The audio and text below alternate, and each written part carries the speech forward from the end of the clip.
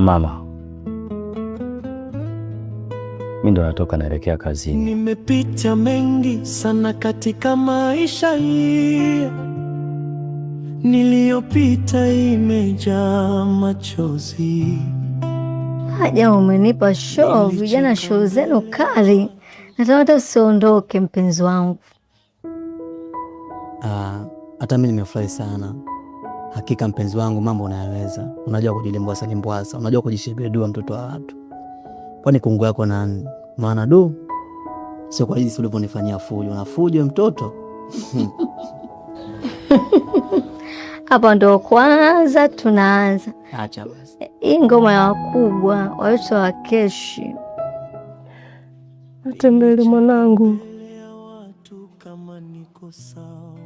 Najua unanihangaikia sana.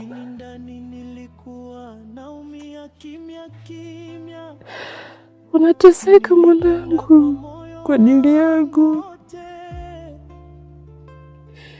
Pembe naumwa. Pole mama.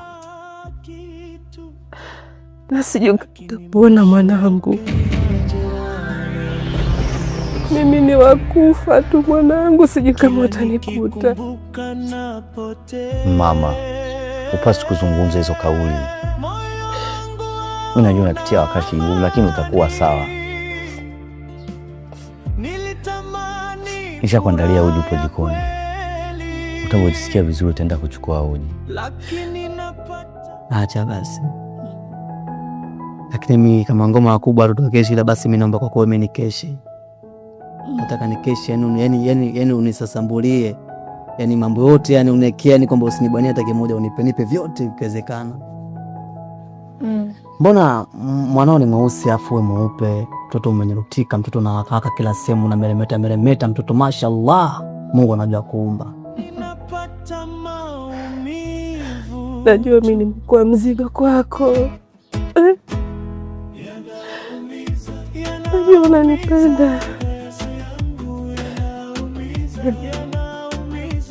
Acha niwahi kazini, maana bosi wangu mkorofi mama. Hata nikichelewa dakika moja tu anakata mshahara wangu. Ona sasa panangu, unapoteza pesa kwa ajili yako mama. Lakini hata kama si kwa ajili yako, sina kupambania wewe. Kwani pesa namtafutia nani? Acha nitafute pesa nikupeleke hospitalini mamangu, utakuwa sawa. Sawa, afu naomba unyamaze kulia. Unavyolia mimi unaniumiza. Hapa tuongee mambo yetu mimi na wewe mpenzi wangu. Mimi nilikuwa nakupenda sana muda mrefu. Hata pale kipindi namleta mtoto wangu kutoka chuo, niko moyo wangu kila nikikuona najikuta navutiwa na wewe.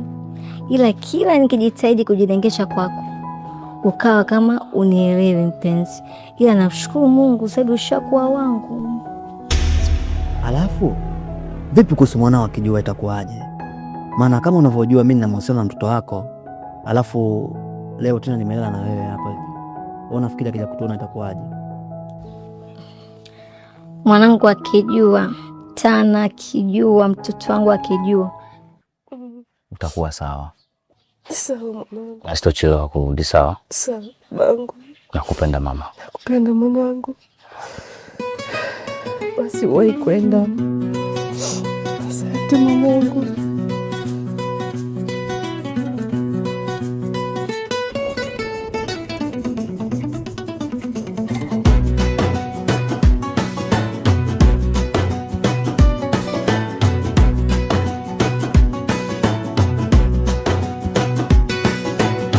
Haina jinsi, ndio ushakuwa baba yake tena. Anatakiwa kubaliane na hilo, wewe ni baba yake. Mama, simalize maneno basi.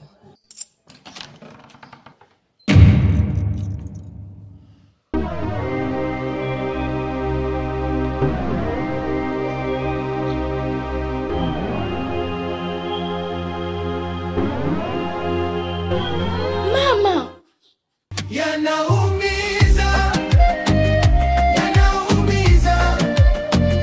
Mapenzi yangu yanaumiza.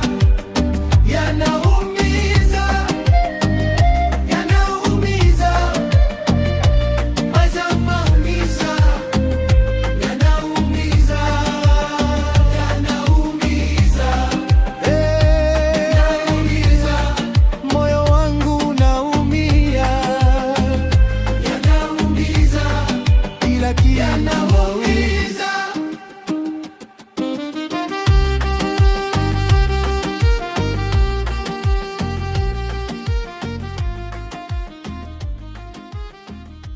Shikamoo Faza. Hivi salamu yako na kazi yangu bora nini? Samahani Faza. Sasa hivi ni saa ngapi?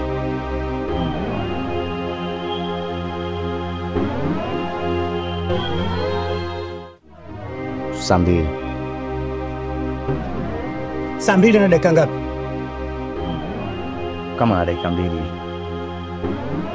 Tambua ya kuwa hapa inapofika saa 2 kamili inatakiwa uripoti kazini. Sasa nikwambie sasa, hii ni kazi. Kama desturi yangu, nakata mshahara wako. Kani, hata sijui usomo utaweka wapi. Nilijua Tana ameshaenda chuo tayari.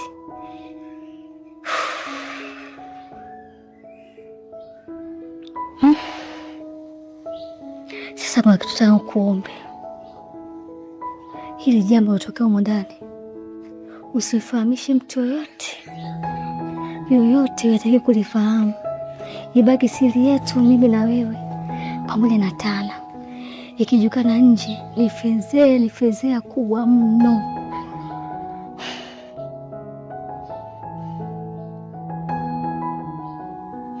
Ila mimi na wewe tubakia mapenzi yetu yako pale pale.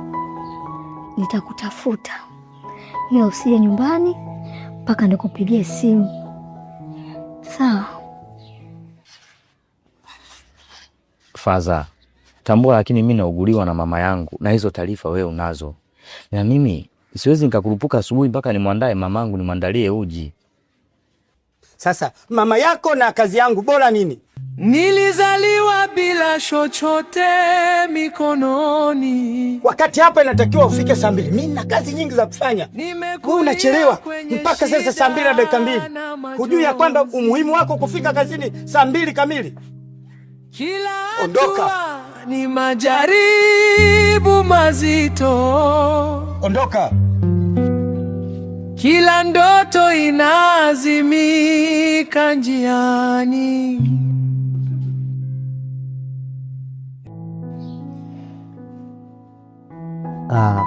Hata mimi ninang'ala sana. Nafikiria nitamwangaliaje Tana. Nitamwangalia vipi? Nitamwonaje? Au hata nisimii vipi?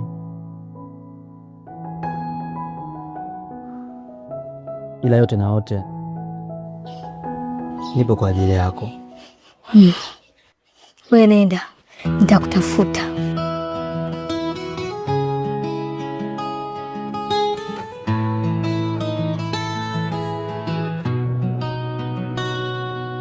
Ee Mungu, nisikie hata kidogo, nipe nguvu ya kuendelea. Maumivu yamejaa moyoni, lakini bado nina tumaini. Yanaumiza, moyo unaumia, hakuna anayejua ninachopitia. Yanaumiza, lakini nitapona siku moja. Isumaza.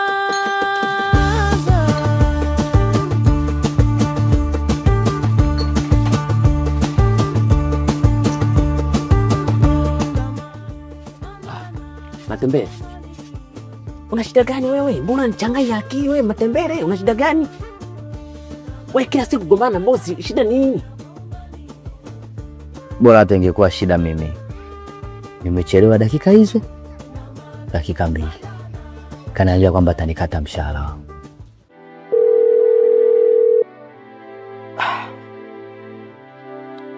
Bwana pokea simu.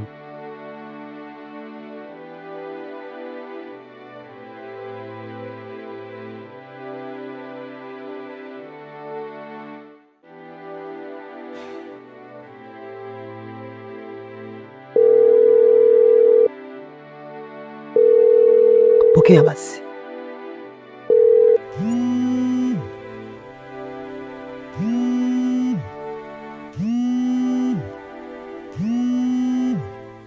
Ndugu yangu, tutafika kweli kama ndo hivyo? Sasa bosi wetu namjua kabisa, ukichelewa lazima kukate mshahara. Kwani mpaka sasa hivi amekata mara ngapi? Bora hata ingekuwa mara moja, ni zaidi ya mara 3. Mshahara wenyewe ndio kama unavyojua shilingi 80,000 rafiki yangu. Mtu akikata mshahara unapata nini? Mama, ningekuwa mimi ningemwambia mama.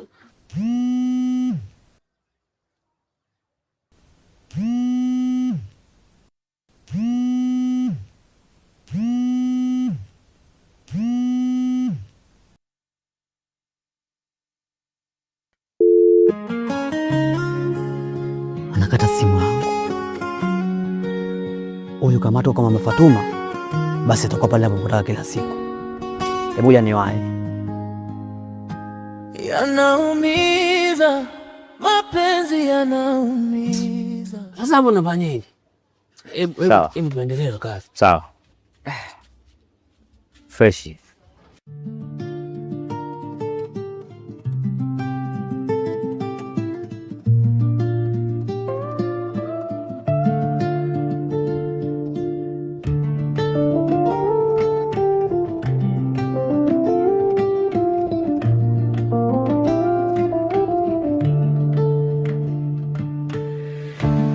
Nilizaliwa bila chochote mikononi, nimekulia kwenye shida na majonzi. Kila hatua ni majaribu mazito, kila ndoto inazimika njiani. Ndugu yangu, mama yako anaumwa sana hapa, amezidiwa. Sijui kama utawahi kufika. Amezidiwa? Ndio, fanya haraka ufike hapa nyumbani. Sawa. Nakuja sasa hivi. Sawa.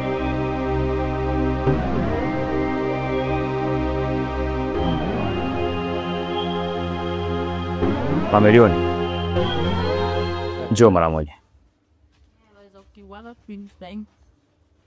Samani, mimi natoka, naelekea nyumbani mara moja. Nimepigiwa simu, mamangu anaumwa sana, kwa hiyo lazima niwahi nikamwangalie rafiki yangu. Matembee. Bwana ndo rafiki. Hujamaliza hata dakika 5. Wataka kutoka tena. Una matatizo wewe mwanangu, una shida gani? Sawa kabisa. Najua mamilioni, lakini mama yangu ndio kila kitu kwenye maisha yangu. Kwa kitu chochote kile nipo tayari kwa sababu ya mama yangu, kwa sababu hata hizi kazi ninazofanya nafanya kumpambania mama yangu. Kwa hiyo nitarudi. Acha bosi amwota wangu. Nampenda sana mama yangu. Kwa hiyo Matembele. Matembele. Yaani hauna hela alafu naenda kumuuguza mama. Si mikono inauguza mama, haina shida ka. Sawa.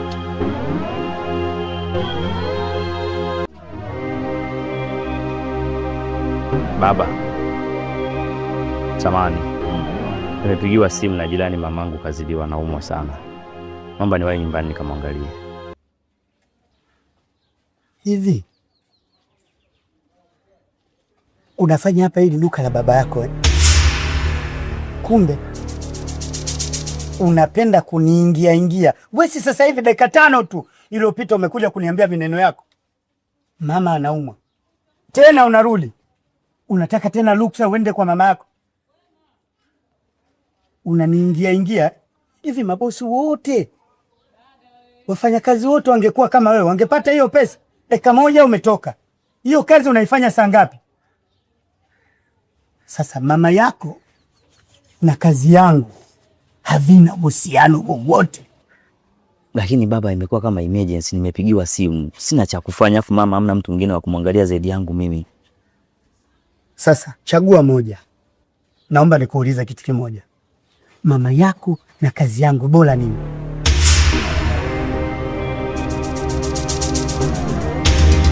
Mama yako na kazi yangu havina uhusiano wowote. lakini baba, imekuwa kama emergency, nimepigiwa simu, sina cha kufanya, afu mama hamna mtu mwingine wa kumwangalia zaidi yangu mimi. Sasa chagua moja. Naomba nikuulize kitu kimoja, mama yako na kazi yangu bora nini? Bosi, bora vyote. Bora vyote. Sasa chagua moja. Kama ni mama yako, ukiondoka tumemaliza mkataba. Kama ni hapa, baki hapa hapa. Nimemaliza. Yanaumiza, moyo wangu unaumia, kimya kimya nalilia ndani. Chagua kuondoka eh? Sawa, nenda. Nisikuone urudi hapa.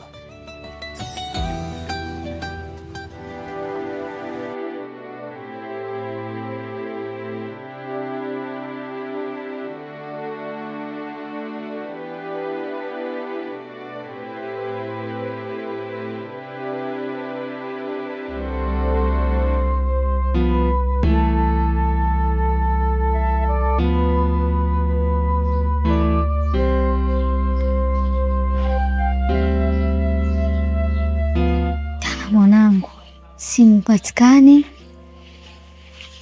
simu yake imezima, sio kapatwa na nini? Fedhea imenipata.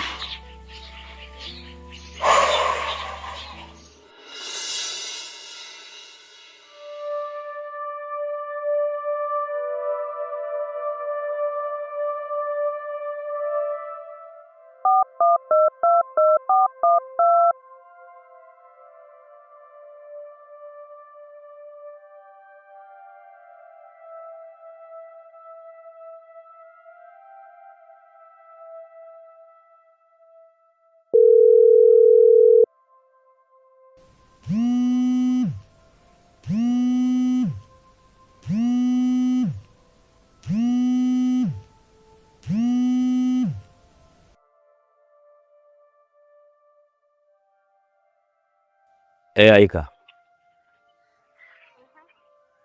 nimepigiwa simu na jirani kuwa mamangu anaumwa sana, hali yake sio nzuri hata kidogo, sijui tunafanyaje. Kwa hiyo nikusaidie nini?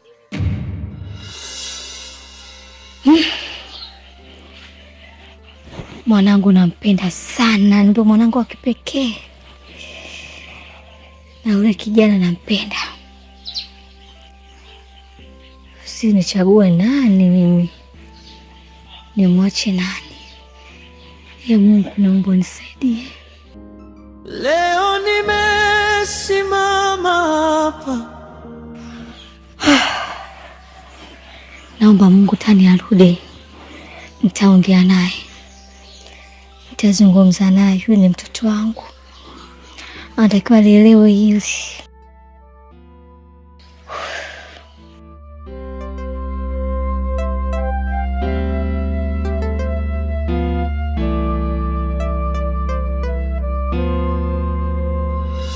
Umenijibuje?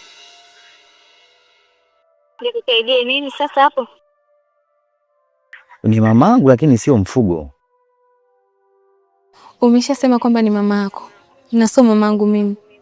Wewe una mamako na mimi nina mamao. Sio kila mtu apambane kivyake. Pambana na hali yako. Kama wewe mwanao umeshindwa kumpambania, uende mimi hizi nisaidie. Unataka nini nikajike nikuletee hela au? Inatosha Aika.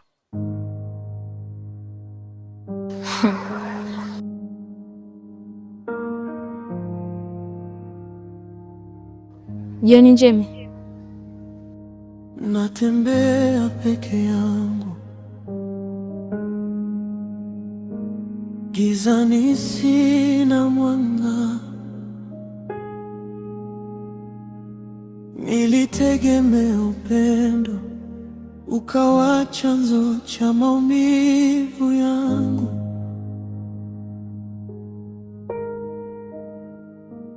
Nilikupa moyo wangu wote bila hata kubakiza.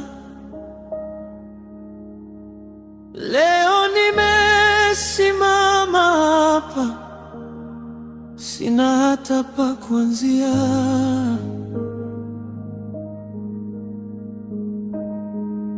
Maisha yamenigeuka,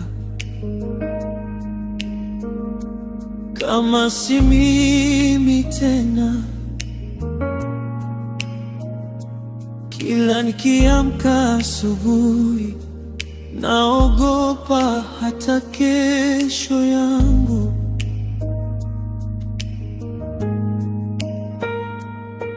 Ndoto zilikuwa nyingi, sasa zimebaki kumbukumbu, na kila kumbukumbu inanivunja tena moyoni. Hey, nisimame wapi? Moyo wangu umechoka. Nikimbilie wapi? Nikimbilie wapi? Nisimame wapi? Nimebeba maumivu. Nikimbilie wapi? Nikimbilie wapi? Nisimame wapi? Moyo wangu umechoka. Kwa umeamua nifuate na huku? Mbosho wangu umepiga simu haraka haraka. Kuna nini tena? Maki wewe ushu mambo. Shoga mbovu kuja kidogo unaanza kuhema. Nimeharibu mambo. Haya, nimeharibu mambo. Ukisikia mtu mzima kati nyanga, mimi leo.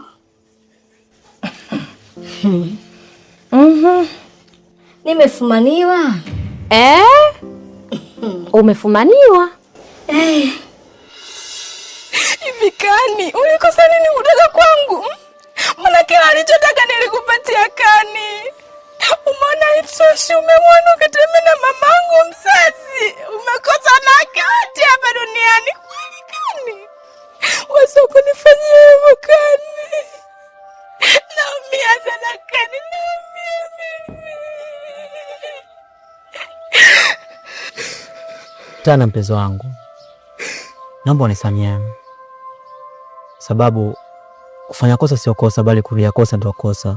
Nishakosa mpenzi,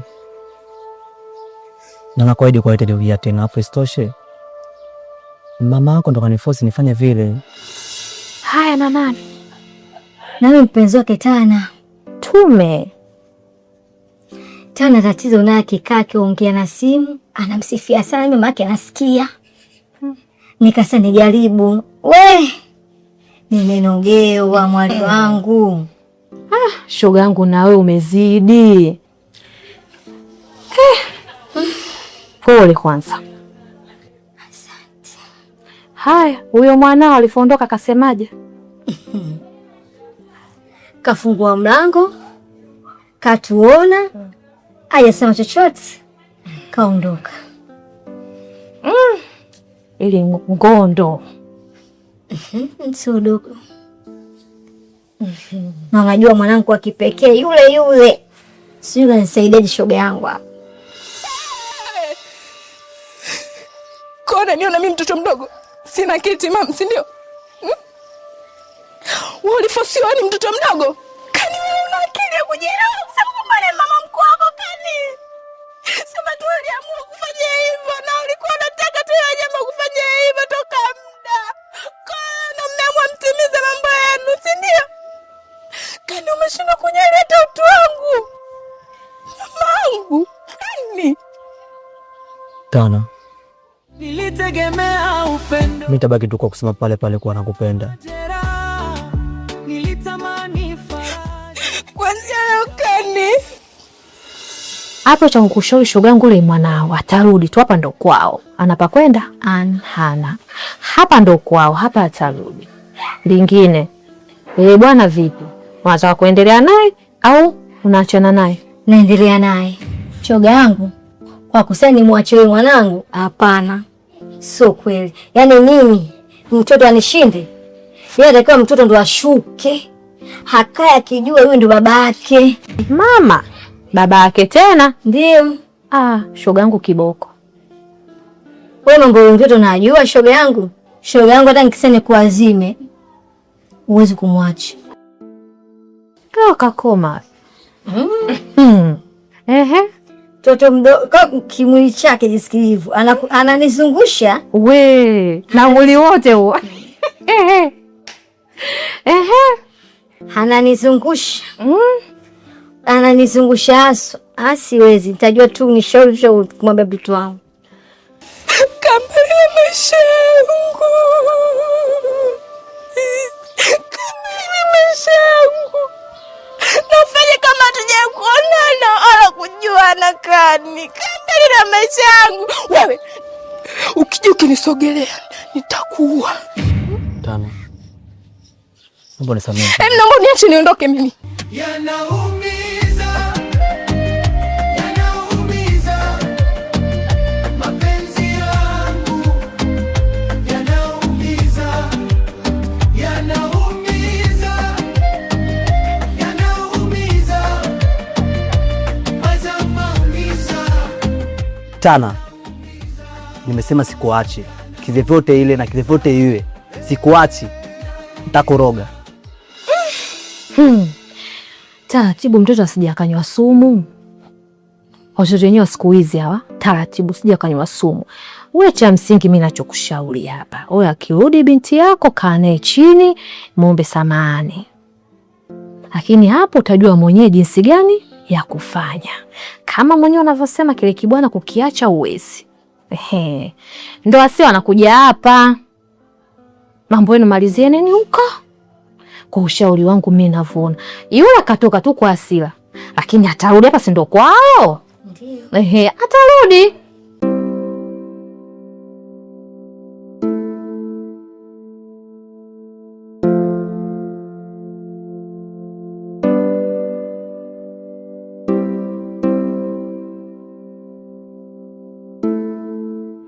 Dokta.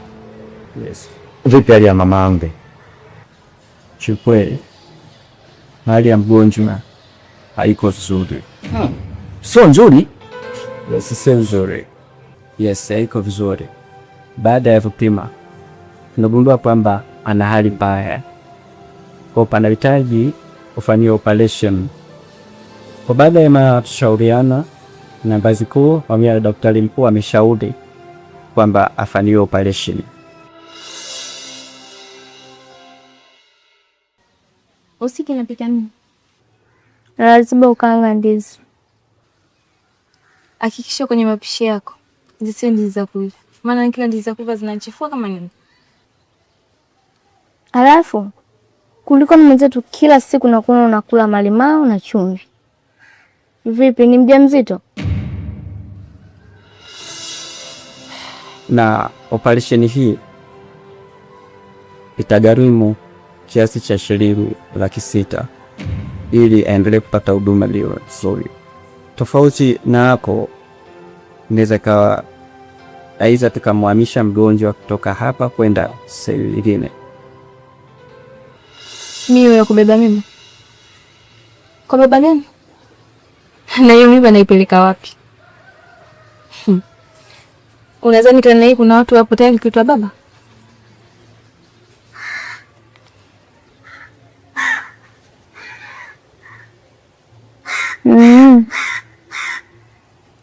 Sawa. Basi anuja niende ndani nitaandae vitu. Haya, nafanya upike mapema giza linaingia. Basi.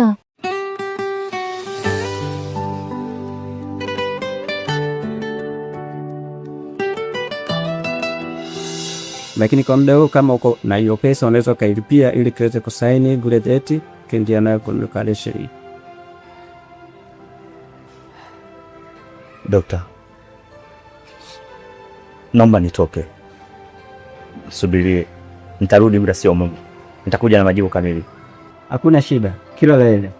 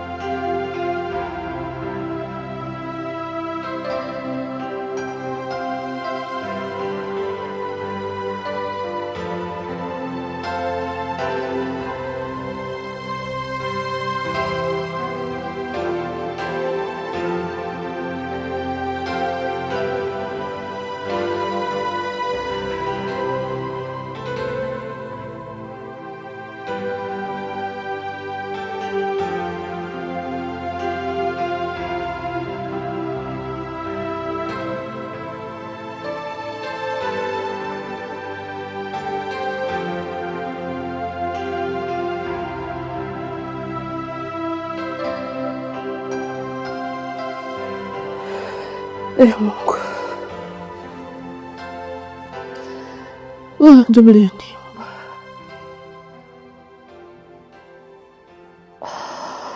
Unajua mateso yangu.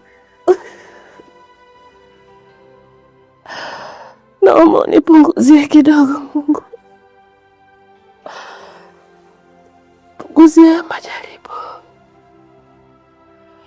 Epunguzia haya maumivu Mungu. Nakuomba Mungu. Msaidie mwanangu.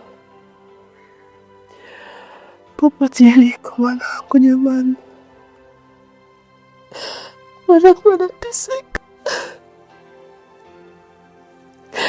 Mwanangu anahangaika.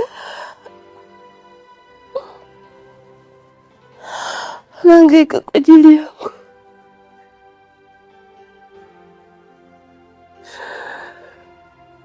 Mungu, umjalie, msaidie. Anachokigusa mwanangu akabarikiwe, akafanikiwe. Matembele baba.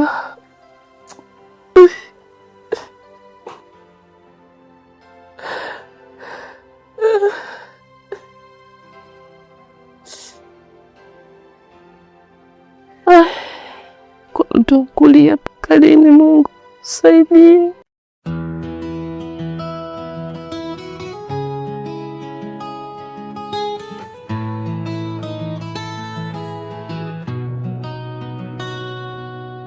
Mungu, nisikie hata kidogo, nipe nguvu ya kuendelea. Maumivu yamejaa moyoni, lakini bado ninatumaini. Yanaumiza, naumia. Kala binti yangu, nimekupigia simu kwa upatikane. Vipi upotoka kwema? Mama, sitaki kuongea na wewe. Naomba uniache. Binti yangu, naomba unisikilize kwanza. Yalotokea asubuhi. Mama, nimekwambia siko sawa. Naomba uniache peke yangu. Tafadhali nakuomba.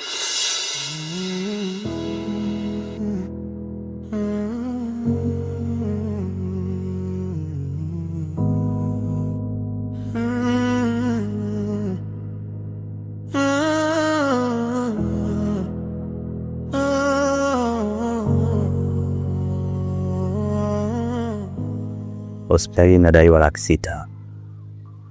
Nitamtoaje mama hospitalini? Bosi wangu ana kazi ya kunikata mshahara kila siku. Natoa wapi hiyo 600,000? Naomba niache peke yangu. Toka, nenda. Siko sawa.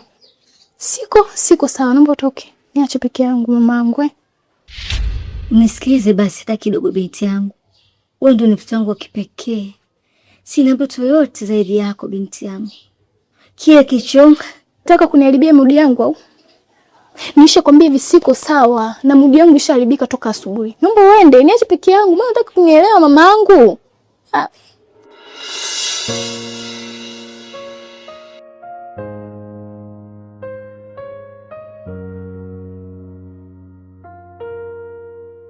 Usiku unaingia, njaa ndiyo mgeni, ndoto zinapotea kama moshi hewani. Matembele, mimi nimeamua kuachana na wewe. Kifupi sitaki mahusiano tena na wewe. Yale yote ambayo yalitokea kwangu na kwako, fanya kama ilikuwa ndoto. Fanya kama hujawahi kuniona wala kunisikia. Nimeamua kuondoka kwenda mbali na wewe ili sikuone kabisa. Na ninapoenda niko salama, wala usihangaike kunitafuta. Kwa ile kuonana. Ungenisikiliza binti yangu kwanza.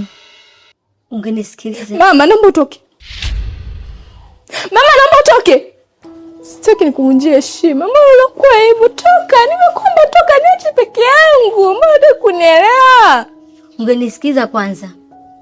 Mama, naomba utoke. Mama, naomba utoke. Ndoto zilikuwa nyingi, sasa zimebaki kumbukumbu, na kila kumbukumbu inanivunja tena moyoni. Unataka kukaa mwenyewe hapa? Nisikilize. Unataka kukaa mwenyewe? Kaa mwenyewe sasa.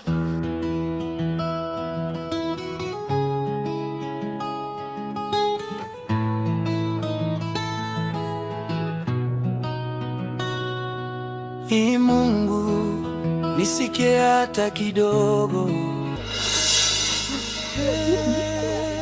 Nisimame wapi? Moyo wangu umechoka. Nikimbilie wapi? Nikimbilie wapi? Nisimame wapi? Nimebeba maumivu. Nikimbilie wapi? Nikimbilie wapi?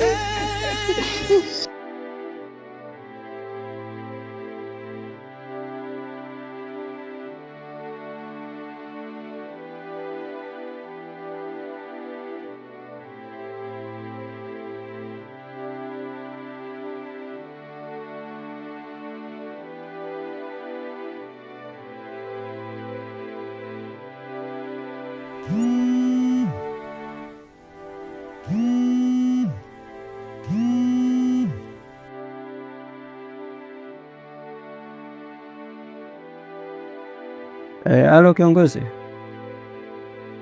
Ndio yule mgonjwa aliyefika asubuhi. Dili yake tayari? Sawa, kwa hiyo tumwandae kiongozi. Okay, basi sawa. Hakuna shaka mkuu. Nashukuru.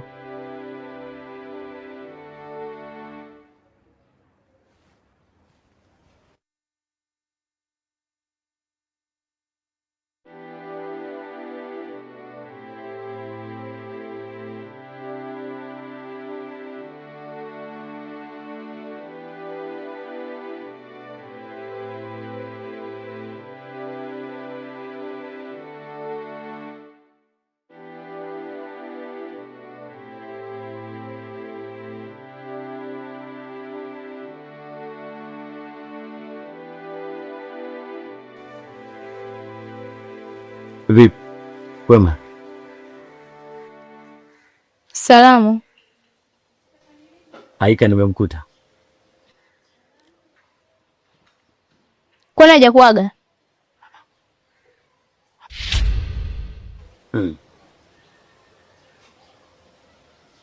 Hajaniaga? Kwani kaenda wapi?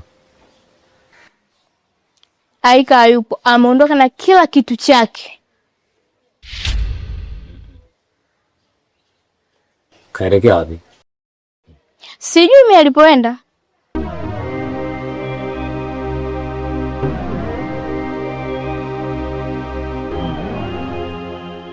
Alafu sikia nikwambie, mtu leo anamfuata hapa ameshaondoka.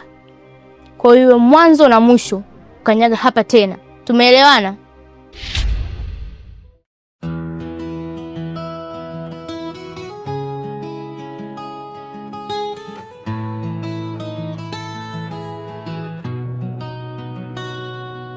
Ee Mungu, nisikie hata kidogo.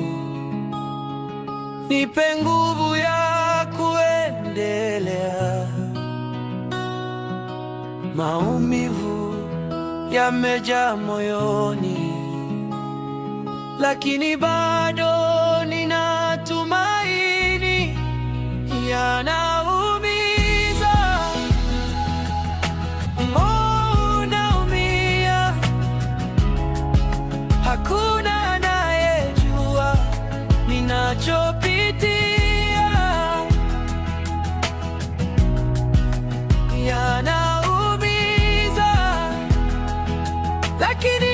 nitapona siku moja.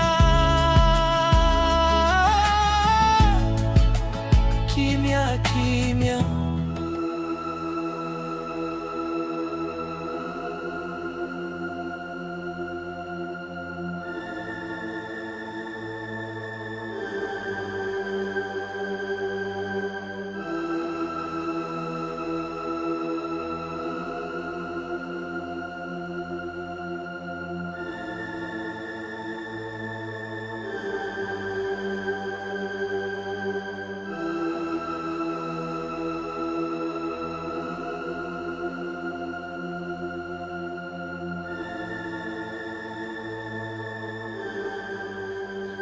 Bwana,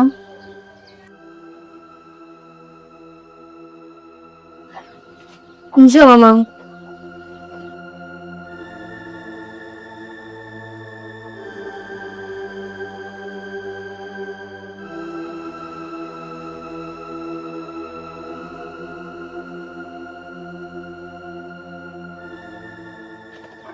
Binti yangu, kuanzia jana ulivyotoka hapa sebuleni ukajifungia ndani, chakula nimekupa mezani, ujala. Chakula hujagusa mpaka asubuhi nikikuta chakula. Kwa nini binti yangu? Nilishiba. Dokta. Yes. Vipi hali ya mamangu? Kwa kweli hali ya mamako inaendelea vizuri. Ile jana tuliweza kumfanyia operation. Mmemfanyia operation? Dokta, mngenisubiria kwanza nirudi. Maana toka jana nimeondoka, mizunguko yangu imeenda vibaya. Sina hata pesa ya kuwalipa, sasa nitafanyaje unahisi? Imewezekana. Sababu hapa tuna wafadhili ambao mara nyingi wanatembelea hospitali zetu hapa kuona wagonjwa wenye uhitaji mbalimbali, hasa wa kimatibabu ambao wameshindwa kukidhi viwango vya matibabu. Na kujua binti yangu, unajua sina binti yoyote, sina mtu yoyote, sina ndugu yoyote zaidi yako binti yangu. Tukae tuwazungumze. Sina amani toka jana. Wewe ndio mtu wangu wa pekee. Wewe ndio binti yangu wa pekee. Sina mtu mwingine zaidi yako. Mkubwa akosei, na kuona mtu akosei ameteleza. Ni vitu vya kuzungumza. Mimi ni mama yako. Mimi ni mama yako, natabaki kwa mama yako. Na muda mwingine nataka unielewe kama mama yako. Jana ilikuwa siku njema sana.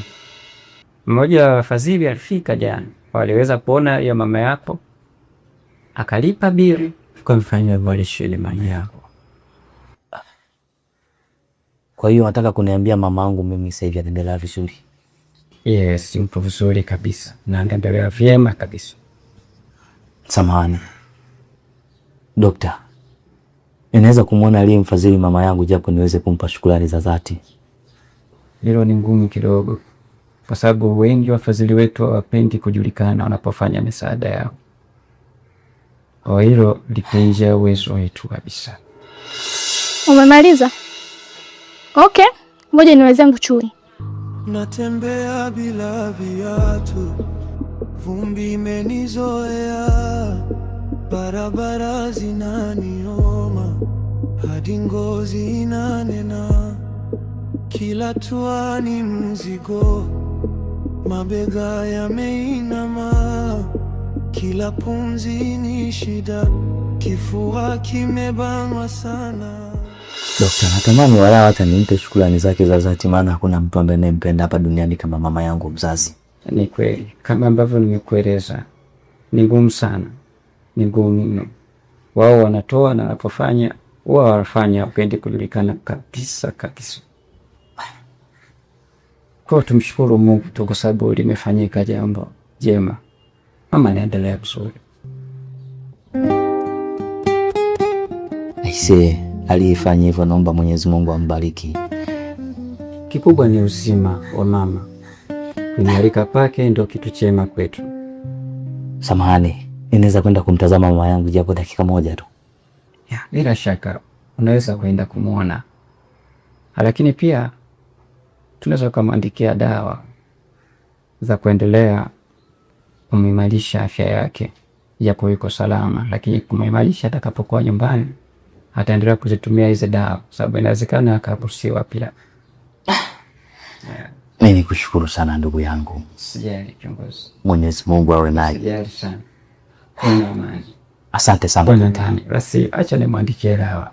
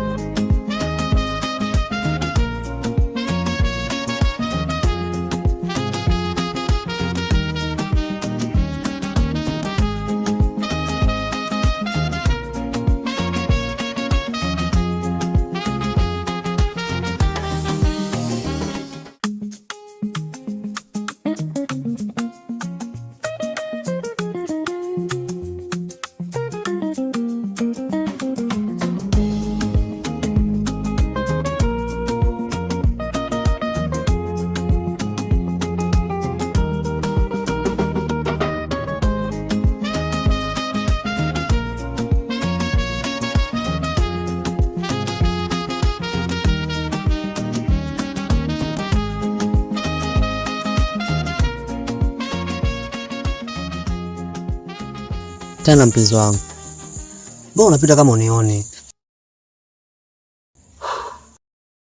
Unaitwa nani vile? Kani. Kani upi? Tana, naomba unisamehe tafadhali.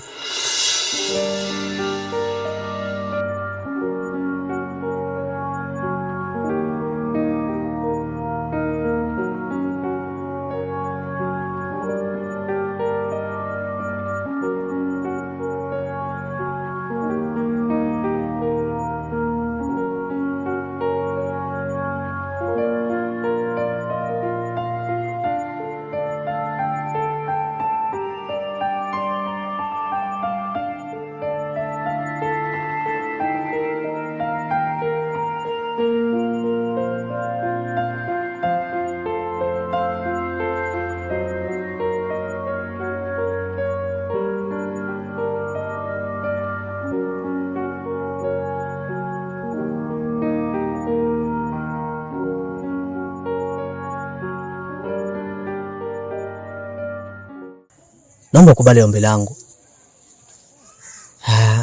Narudia kama nilivyosema mwanzo. Kufanya kosa sio kosa, bali kurudia kosa ndio kosa mamangu. Maji yakishamwagika hayawezi kuzoreka. Sawa Kani? Alafu wewe, si nilikwambia kwamba ukinisogelea kwenye maisha yangu utakuwa. Naona nisaulisha, si ndio? Wewe chunga sana, muone kwanza. Usifanye hivyo tafadhali, Tana, nakuomba. Niache huko. Nisimame wapi? Nimebeba maumivu. Nikimbilie wapi? Nikimbilie wapi? Tana. Wewe Tana.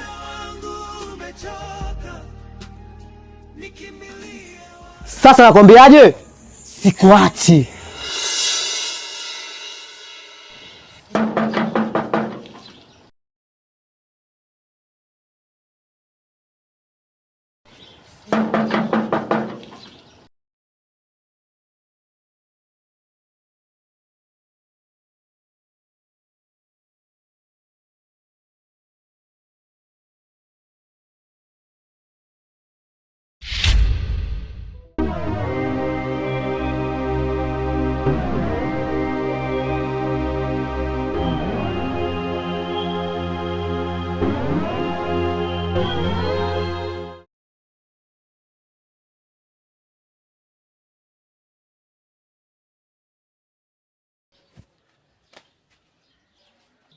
Habari za saizi?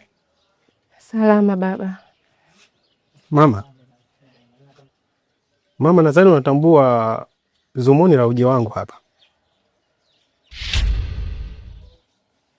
Sijajua huwa ni makusudi au huwa ni bahati mbaya, lakini nyinyi wateja, baada ya kutimiza shida zenu, mnapotuona sisi mnatuona kama maadui, lakini nyinyi tunapokaribisha kwenye ofisi zetu tunaona kama marafiki na tunawahudumia mnapohitajika. Tukiwacheleweshia huduma zenu, mko tayari hadi kutoa taarifa kwa mamlaka.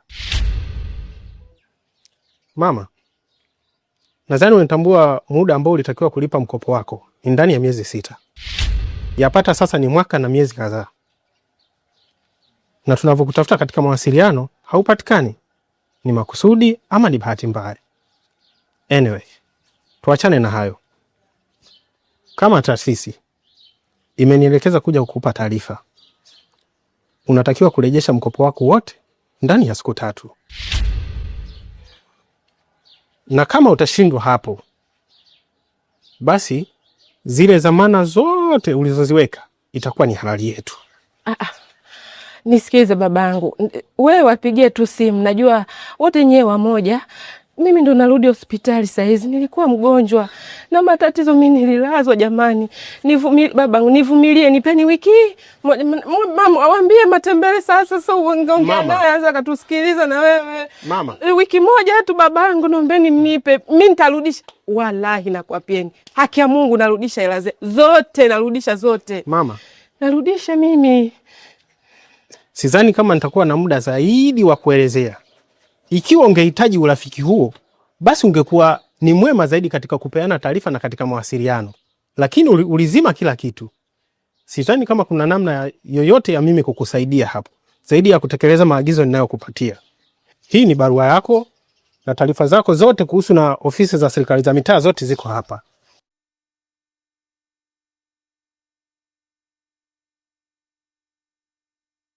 Kwa hiyo wewe ni jambo la kutekeleza hayo niliyokuelekezea.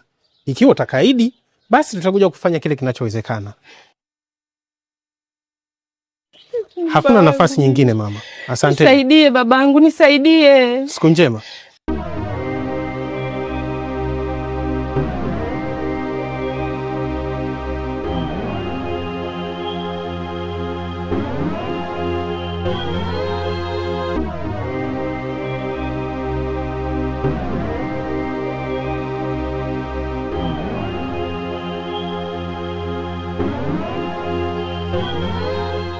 Hebu acha tu. Tutaenda kumini ndani.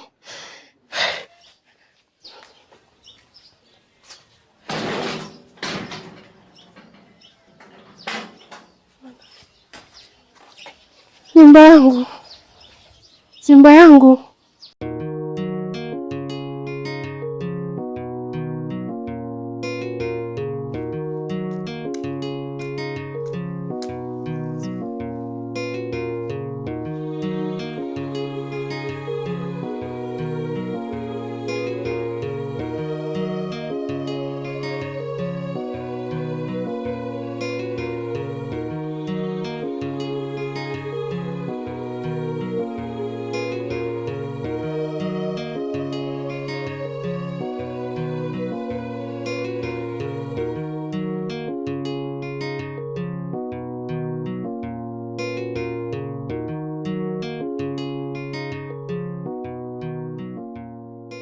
Mama,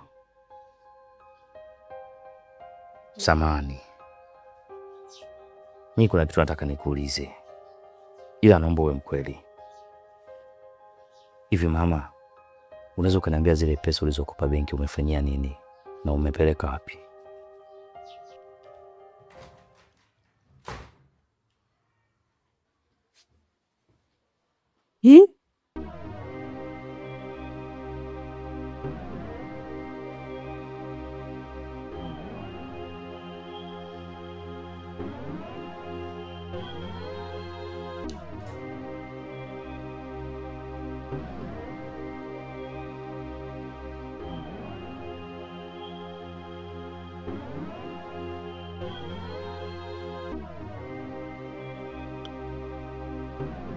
We vipi kwa?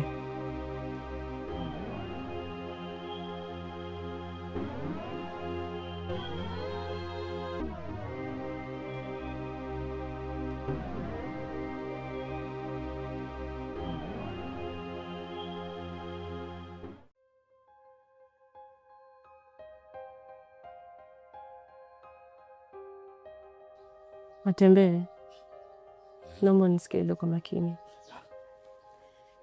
Ni kweli nimekopa pesa benki, lakini mwanangu, sio kwa ajili ya manufaa yangu mimi. Zile pesa nimekopa kwa ajili ya manufaa yako mwenyewe. Manufaa yapi unayozungumzia? Unisikilize kwa makini Matembele. Mimi mamako umri ushaenda, na unavyoniona mimi sina kibarua, sina biashara, sina kitu chochote kinachoniingizia kipato, na ule msimu ulikuwa mgumu kwangu, na ndio ulikuwa msimu wako wa mwisho chuo. Ikabidi mimi nijitwike zamana ya kuchukua mkopo benki. We vipi? Viva. Ombi lako nimekubali, na kile ulichokuwa unataka kunifanyia kwenye mwili wangu niko tayari, na ninataka unifanye kama utakuja kufanya tena.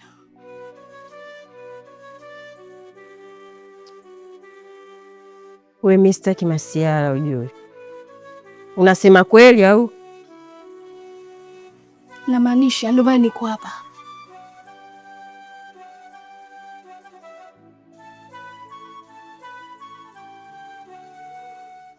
Usisikitike mwanangu. Come on mama, ndivyo jambo la kunita chini tunazungumza na sio uamuzi uliochukua. Haya, tunafanyaje? Kama 600,000 tu litushinda, isingekuwa wasamaria wema mpaka sasa hivi usingesimama kama ulivyosimama hivyo. Hiyo 2,000,000 tunaitoa wapi? Najua mwanangu, lakini sasa mimi ningefanyaje? Mimi hivyo vitu haviniumi wala sina hasara navyo, kwa sababu na kutengenezea wewe maisha baadaye mwanangu na familia yako. Wewe ukipata elimu bora, utapata kazi, utavinunua tu hivi vitu mwanangu, kuliko tena ulitaka urudi tena mtaani. Yangekuwa maisha tena. Mama yako mwenyewe ndo hivi choka mbaya. Hata kama mama lilikuwa jambo la kuniambia tu, mimi nasimama chuo naingia mtaani najitafuta. Sasa muhimu una sasa tunakoendea kwenye kelele za baba mwenye nyumba. Lakini sawa mama, mimi nimekuelewa. Mungu nisikie hata kidogo. Leo umeisamehe mwanangu? Nimekusamehe mama. Hebu usiweke kitu moyoni. Nimekusamehe. Ulifanya vile kwa sababu yangu mimi, hakuna kosa. Sawa babangu, nashukuru. Basi naomba ukapumzike.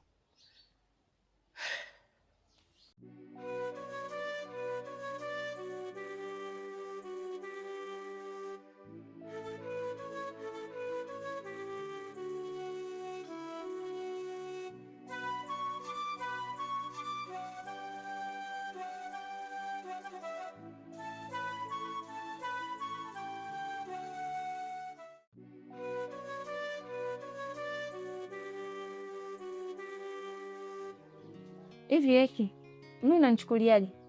Unanichukulia kama hawala yako, mpenzi wako au nani yako? Mbona sikuelewi? Kivipi yani? Kwani hujui tatizo? Una siku ya ngapi leo hujaniletea la matumizi? Unahisi mimi nakula nini? Haika, unakuwa kama mtoto mdogo bwana. Wewe mwenyewe unajua kabisa kwamba vipengele vyangu sasa viko sawa. Unajua kabisa nimeshuka kiuchumi, hali yangu ya maisha imekuwa ni duni. Na nimekwambia subiria, suni nitakupatia hizo pesa. Ama tumeongea nini?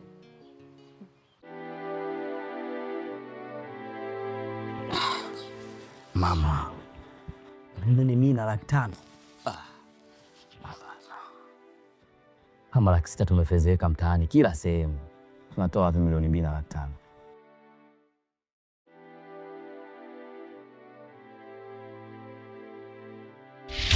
Samahani mzee wangu, hali ya mama yangu ni mbaya sana. Kwa hiyo nimekaa nimefikiria japo najua haunitaki kazini kwako, unipatie kile kipande cha kazi yangu nikaweze kumnusuru mama yangu. Tafadhali mzee wangu, naomba unielewe kwa hilo. Hivi mara ya mwisho mimi na wewe asubuhi ulivyoondoka tulikubalianaje? Kumbuki nikakuuliza mama na kazi yangu bora nini, ukaamua kuondoka. Mimi nilijibu bora vyote, lakini nilikuwa nimechanganyikiwa kuhusu taarifa tu za mama. Sikuwa na maana kwamba bora mama sana, hapana, bora vyote nilichagua.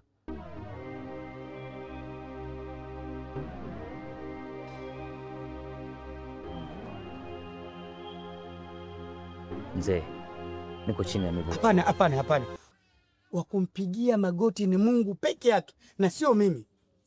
Naomba uondoke, nisije nikakupigia kelele ya wizi.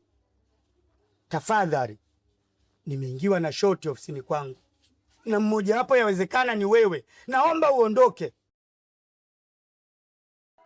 Ondoka tafadhali. Yanaumiza, lakini nitapona siku moja. Hii kweli mtu mpaka unajutia kuzaliwa mwanaume. Unaona bora ungezaliwa mwanamke uolewe hudumiwe. Hatoa wapi milioni 2 na 500? Hivi wewe, yaani kwa mfano mimi ningekuwa wewe ungeweza? Yaani siku ya pili unasema kwamba mimi nina mwanamke, hujui nakula nini, navaa nini, na yaani hujui chochote kuhusu mimi. Tena ulivyokuwa mkavu hata kunipigia simu umeshindwa kwamba uko unaendeleaje, vipi, umekula mama mtu, kimya. Yaani mpaka mimi nianze kukutafuta wewe nikufuate.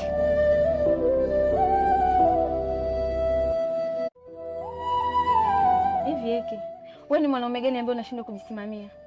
Yaani unategemea na mwanamke akuletee hela wewe ndo ule. Una akili kweli wewe? Yaani wavana kama wewe sasa hivi yuko huko anabeba zake mizigo, anafanya mradi apate hela, lakini wewe huwezi kufanya kazi, unategemea mwanamke. Mpaka lini? Alafu tumepewa siku za kuhama kwenye nyumba, la sio watu wauze nyumba. Baba, mimi sikubali puuza nyumba yetu. Yaani hapa cha kufanya bora bila kubwa ikamfiche. Mbaki mimi ambaye sijatia zamana. Mimi nitapambana nao. Sikubali. Aika, mimi mwanzo nilikuwa nafanya kazi na unajua kabisa kazini nimefukuzwa, na hiki kipindi changu kingine wewe mwenyewe unakielewa, na tukao tunapata hapo hela. Wewe mwenyewe unakuwa unafurahia hela zake. Sasa hivi kwa kuwa ameniacha na unaamua kunikandia. Sikiliza, kuwa mvumilivu. Hiyo pesa nitakupatia, vumilia. Sawa, nitaendelea kukaa na njaa mpaka utakavyoamua wewe nile sasa. Si nataka nife. Maana hizo siku 2 ningekuasili sasa hivi ningekuaje? Mimi tena nianze sijui nipige simu huku, nipige simu kwa fina najiita nina mwanaume, nina boyfriend. Sikia. Kwanza unapayuka, unapigia kelele majirani, unampa faida nani sasa? Ongea taratibu. Kama vipi, ingia ndani tumalizane. Napayuka eh? Kwa staili hiyo, wanawake wazuri wote utaita shemeji. Maumivu yamejaa moyoni, lakini bado nina tumaini. Yanaumiza, moyo unaumia,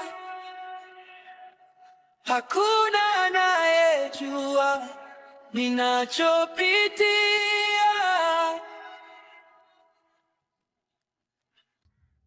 Tana, kusema kweli nimekosea, but haimaanishi kuwa nimekosea kipenzi ndo uache kunisamehe. Ikiwa Mungu amesamehe sawa mara 70, ushinde kunisamehe kosa moja kweli kipenzi? Eti naomba unisamehe tafadhali, kwani hakuna lisokuwa na mwanzo kakosa mwisho. Tana, hivi unajua ndo mwanamke wa maisha yangu, hivi unajua ndo future ya maisha yangu, hivi unajua ndo kila kitu kwenye maisha yangu. Bila wewe siwezi mamangu. Naomba unisamehe kipenzi. Nimekosea na nitajitahidi kurekebisha makosa yangu ili mali nisikukwaze tena kipenzi. Jaribu kuchukua mazuri yangu, na hilo moja baya langu ulifikia maisha mengine endelee kipenzi. Kwani umenikosea mara ngapi? Nilijitoa na nimekusamehe. Ushinde kunisamehe kosa moja kweli kipenzi? Nikakupa moyo wangu wote wazi. Uji wangu hapa sijaja kusikiliza huo upumbavu wako. Nimekuja kukupa onyo. Kaa mbali na maisha yangu Kani. Na namba zangu za simu futa.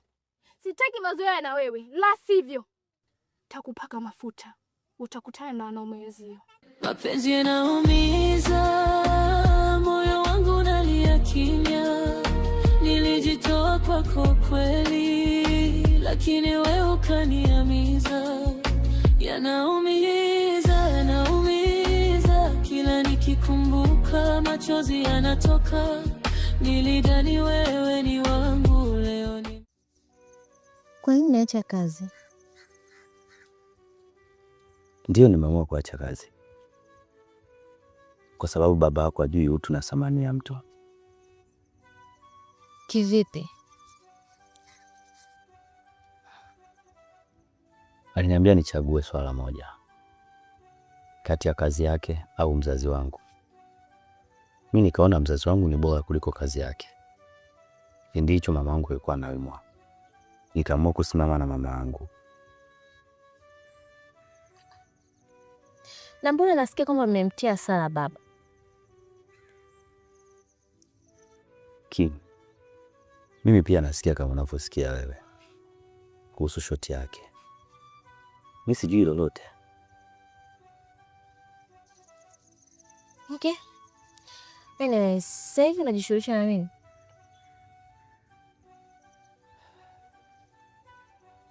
Sasa hivi nipo tu mtaani. Sina kazi yoyote.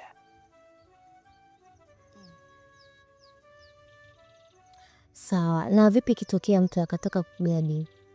Ndefanya inawezekana?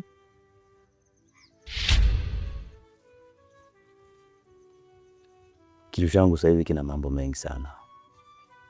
Nahitaji kupumzika. Anyway, kutokana na dili lenyewe.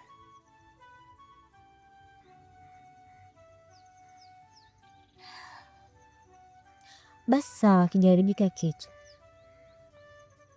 Mambo nipatie namba yako. Nilipoteza bahati mbaya. Je, nikucheki? Muda wote nikugeli hivi. Mimi namba yako ninayo. Kweli? Kwa mimi nitaanza kukucheki wewe. Nimefurahi mwezi kusikia hivyo. Una namba yangu? Ndio nina. Oh. Okay.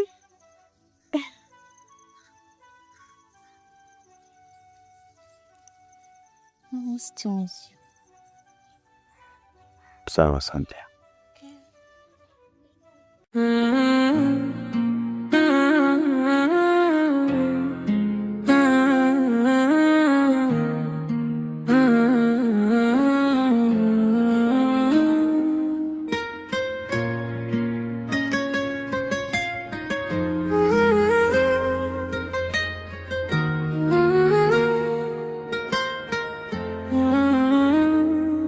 Nilijitoa kwako bila masharti, nikakupa. Kim, nimekuona ulikuwa umesimama na mwanaume na mlikuwa mmeshikana mikono.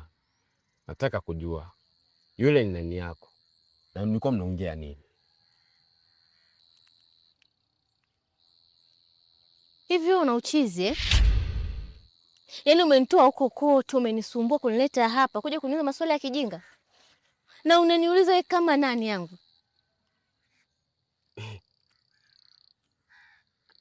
Kama nani? Yaani Kim, inafika stage unanitoa mimi akili. Unaniita michizi. Yaani mimi kuuliza vizuri unanitoa akili mamangu. Ha? Sikiliza. Nataka kujua yule ni nani yako. Naomba unijibu. Si unanielewa? Na ubaki kwenye mipaka yako.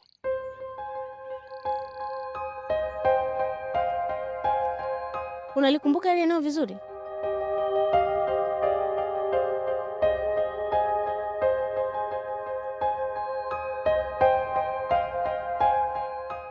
Ndio nalikumbuka. Unalikumbuka eh? Hili ndo lile eneo ambalo ulijeza mahaba. Nikaamini mimi ndo mwanamke peke yangu. Nikaamini maneno yako yanatoka ndani ya moyo wako. Na hili eneo leo ndo litazungumza ukweli ambao unatoka ndani ya kinywa changu, ya kwamba mimi na wewe it's over.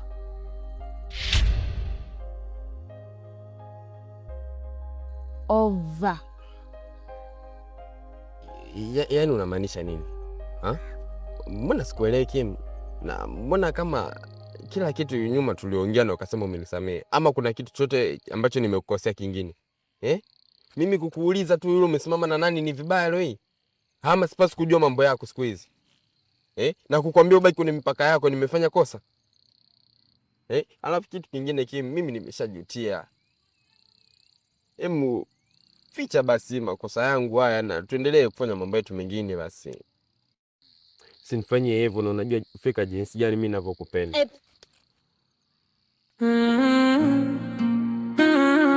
Mtu akishasema over ni over.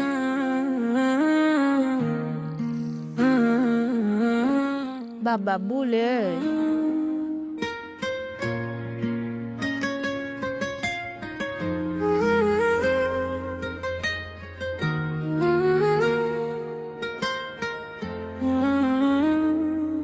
Nilijitoa kwako bila masharti,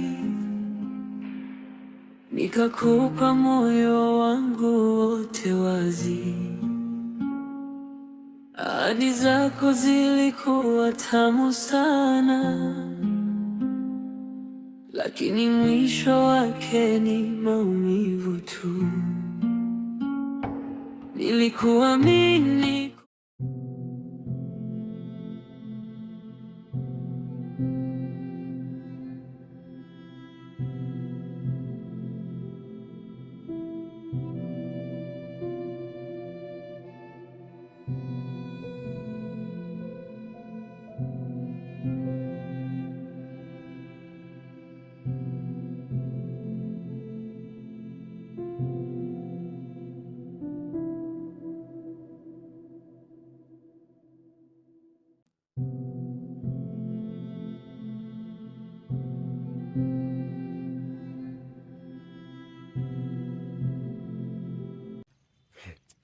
hivi mwanangu unajikuta nanda?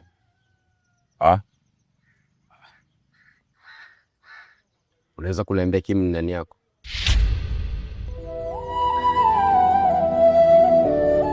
Kim, mimi nachojua ni mtoto wa bosi wangu. Blaza, usijifanye uelewe ninachokizungumzia hapa. Nataka kujua Kim ni nani yako? Sasa Blaza, mbona sikuelewi unamaanisha nini? Mtoto wa bosi wako kivipi? Unajua kwamba nimewazumu toka mwanzo sana, na nilikuwa na wachula kila kitu mtuko mnafanya. Mnajiachia kule mnashikana kivipi yani? Alafu unaniambia mtoto wa bosi wako, kwani kila Israeli naanzaje kuelewa mimi? Sikia nikwambie. Labda alikuwa hajakwambia. Mimi na Kim ni mtu na mchumba wake. Na muda sio mrefu tutakwenda kufunga ndoa. Sasa sikia mwanangu. Sitaki nikakufanya kitu kibaya katika maisha yako. Naomba ukae mbali na demu wangu. Sijui unanielewa?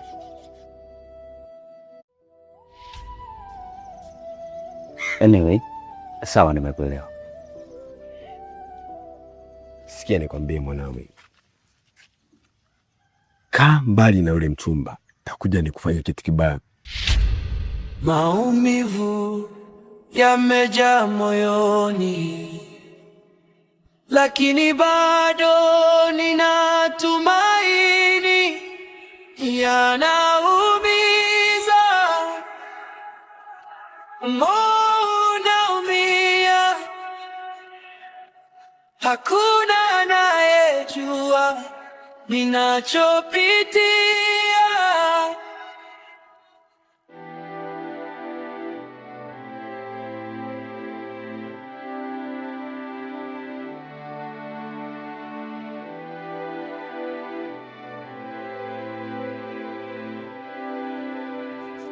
Kwa hiyo uliamua kumtuma bwana wako aje kunishambulia? Bwanangu? Mbona sijamtuma mtu yoyote kuja kukushambulia wewe? Sijaelewa unazungumzia nini? Ujue nyinyi wanawake mnakuwaga wasiri sana. Unaweza ukaniambia kwamba tufanye kazi, kumbe hata kazi unayotaka kunipa hiyo kazi umefunguliwa na mume wako. Hizi nikajikuta niko matatani kukatalisha maisha yangu. Mimi sina mchumba na wala sina mahusiano. Sijui nini kimetokea.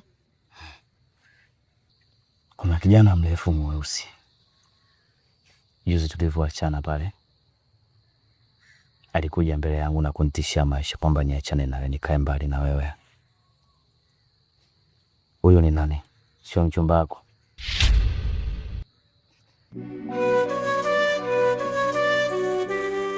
Kiukweli mimi simfahamu na sina mahusiano hata. Huyu anayemzungumzia Matembele itakuwa ni Eki? Na kama ni Eki, ina maana bado ananifuatilia. Basi sawa, nitamfurahisha. Okay. Anyways, nisamee mimi. Mimi naomba tu tuendelee na kazi. Kwa sababu tukisema tuweke kazi na mapenzi, tutaharibu kazi. Mimi napenda sana kunyoka kwenye kazi. Tuweke mapenzi pembeni, tufanye kazi. Kwa tuna amani, sina hata mpenzi.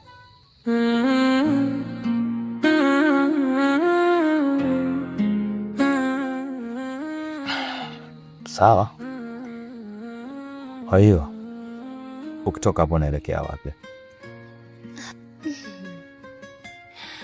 Mimi kwa nyumbani. Simu yako ndio imenileta hapa.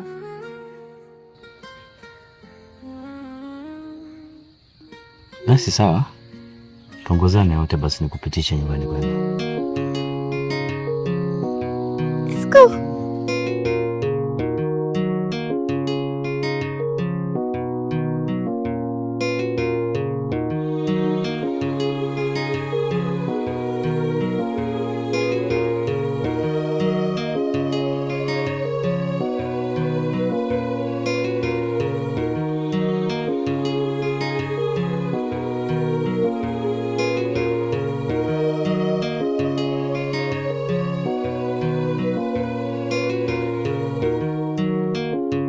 Karibu mwanangu. Asante. Shikamoo. Marahaba, karibu. Asante. Karibu mwanangu. Naomba nyanya, bamia na nyanya chungu na karoti na hoho basi.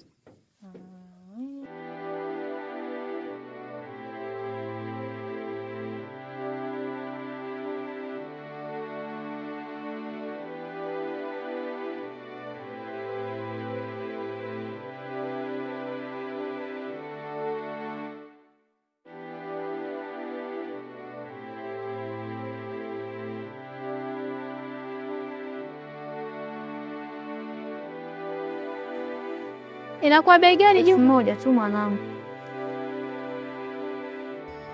Viva. Hapa ni 50. Halafu tasijielewi yani leo.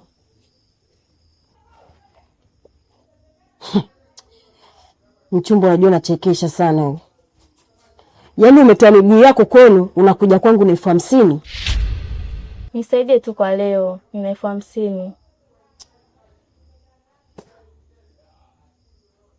Mchumba sikiza. Mimi lebo hizo shavuka. Mimi sasa hivi mwenzako matawi ya juu, ukitaka kunipata mimi galamikia. Toa kibunda kweli ujue. Maswali 50 huko mimi sasa hivi sio issue zangu. Ukinitaka toa laki mezani nipate.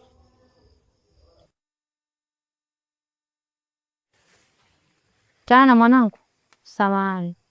Ndio saa 8. Hivi sekeseke na mamako limeishaje? Maana yake mama yako jamani, mbona kati ya aibu mtembea na mkwewe hivi kabisa? Mimi binti yangu mumewe mimi nitembee naye kweli jamani? Mtu mzima fisadi wewe. Lo, usokuwa na haya. Wewe na mama si ndio wale nyie? Mnakaa mnafuatilia maisha yangu. Lo. Hapana kwa kweli. Msokula chakula kikawashuka. Ninatia aibu. Sura imekoma kama futari ya magimbi. Hapana kwa kweli mnatia aibu. Mpunguzage. Lo, mnakaa mnafuatilia maisha yangu mtaweza nyie? Ovyo. Sana. Msimu jamani, tajua nini na mambo ya mama. Basi, hapa ni 50. Usinibise bila maelezo. Hapa ni 50, lakini nitakutumia 50 no baki. Ile bakia. Una hakika? Kweli, nipo serious, nitakutumia. So niambie baadaye utanitumia, alafu lete mapepe. Nitakutumia. Nyie wajanja tu mjini na wajua nyie. Unasema wewe baadaye nitakutumia, alafu nikikupigia simu ushazima. Nitakutumia.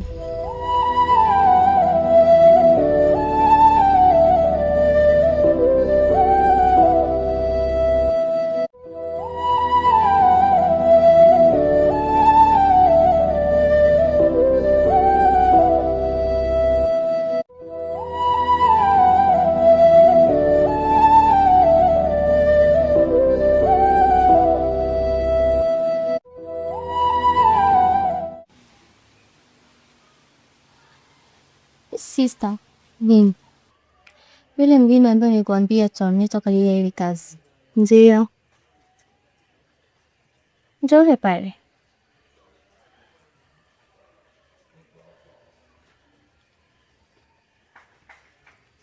Ndio huyo kijana. Yeah. Kim. Una uhakika kazi anaweza kufanya kweli? Yaani nina uhakika 100% anaweza. Na mmekubaliana kabisa? Tumekubaliana vizuri kabisa.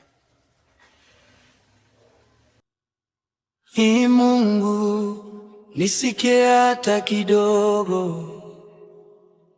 Nipe nguvu ya kuendelea.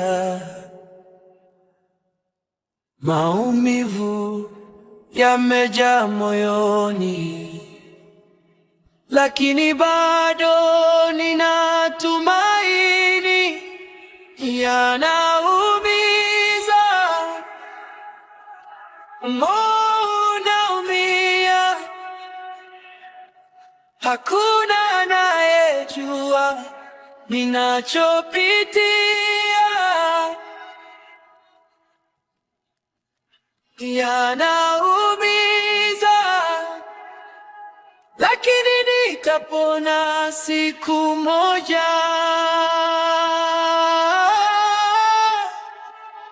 Kimya kimya.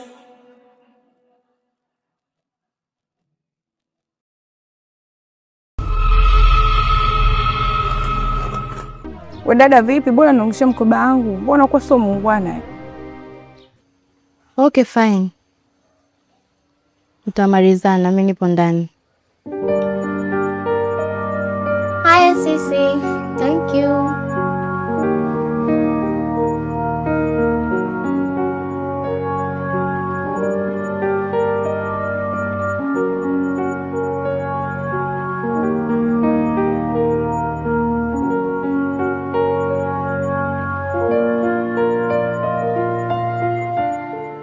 Jisikia uko nyumbani?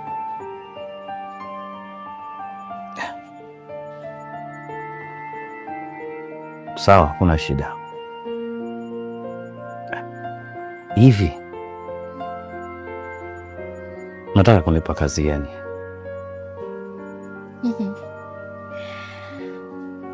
Relax.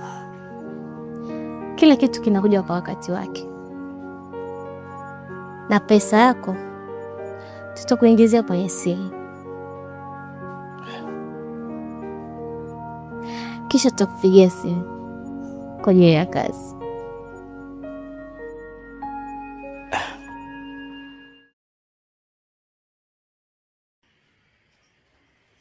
Sawa, kuna shida.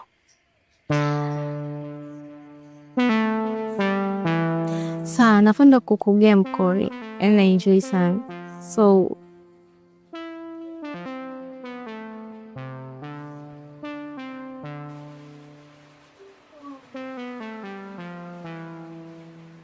nice to meet you. Samani my dear. Yaani siko sawa, akili yangu haiko sawa. Kuna vitu vinanichanganya sana. Kwa nisamee sana. Siku nyingine ukitembea huko unaangaliaga mbele basi. Uwe makini. Sawa, nimekuelewa.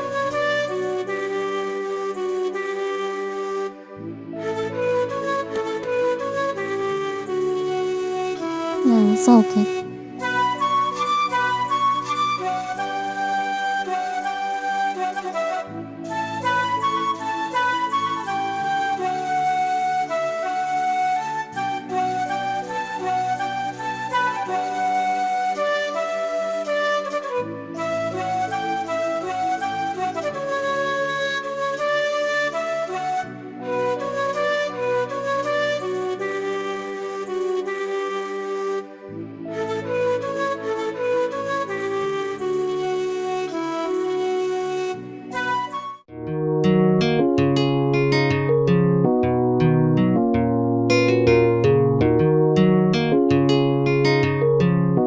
Sawa.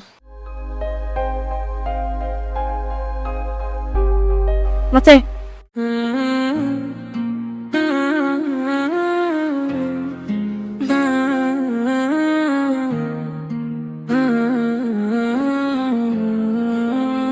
Bye.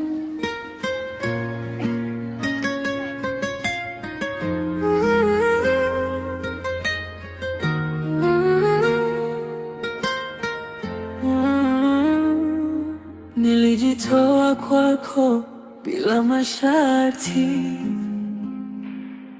nikakupa moyo wangu wote wazi.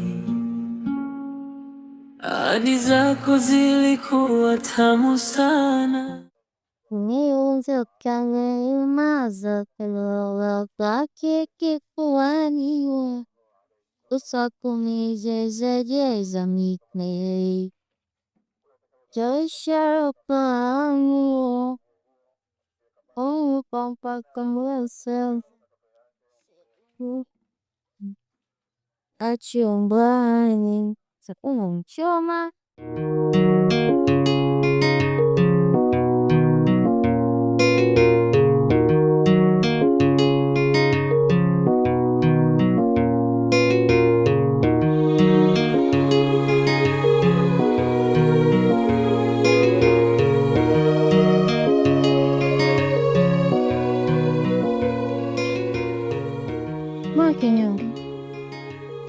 Hivi Kim, unamwamini yule mkaka kweli?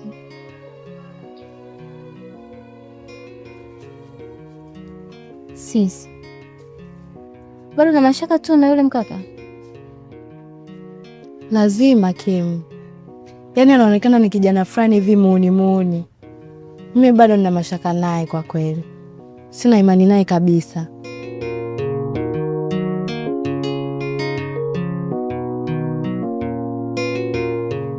Muonekano usikutishi.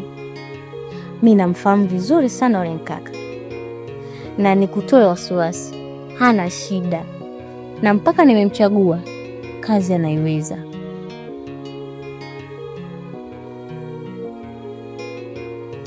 Nakuamini Kim, nakuamini sana mdogo wangu, huwezi kuniangusha, naamini hivyo. Ila sasa kitu ni hiki kimoja, ikitokea uzembe wote umefanyika, lawama zote utazibeba wewe. Ni hela hizi Kim tunatumia, unajua. Oh please, naomba sije katokea changamoto yoyote ile. I know sister, nimekuelewa, sijali. Mimi najua huwezi kuniangusha wewe. Sawa. Endelea na majukumu yako. Haya. Nishachoka. Haya.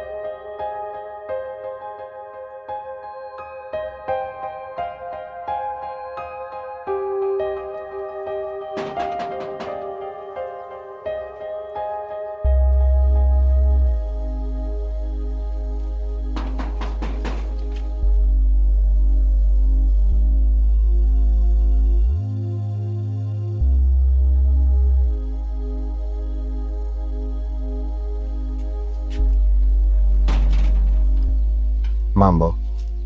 Poa. Samahani kwa kukusumbua. Najua toka tugombane mimi na wewe, najua umenikasirikia mpaka itafikia stage ukaamua kuniacha. Lakini nakuelewa hisia zako, ni kweli nimekuumiza. Lakini Kim, wewe ndo mtu ambaye uko na support sana maisha yangu asilimia kubwa. Na kwa sasa isitoshe ukiangalia maisha yangu yanaenda ndivyo sivyo. Yanapitia wakati mgumu sana katika maisha yangu. Sina chochote. Yaani sina pesa. Mimi leo nimekuwa ni mtu wa kuamka kuchelewa kulala kwa sababu tu ya kumfimbia mwenye nyumba ananisumbua sana. Sina hela ya kumlipa. Hata ukiangalia pesa ya kule imekuwa ni changamoto kubwa sana. Kwa hiyo nilikuwa naomba kama utojali angalau msaada wako.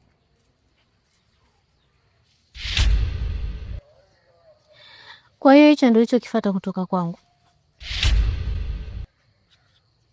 Yaani ulichokifuata kwangu mimi ni hela baada ya kupigwa na maisha huko mtaani.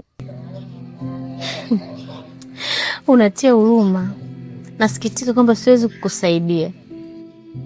Dhalilika tu. Wewe uliona vya nini? Wenzio wanawaza utavipata lini? Pole.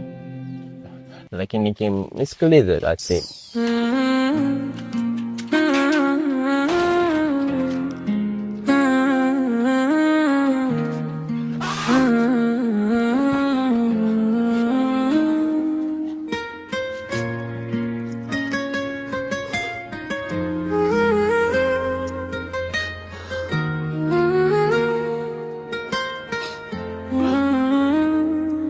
Nilijitoa kwako bila masharti,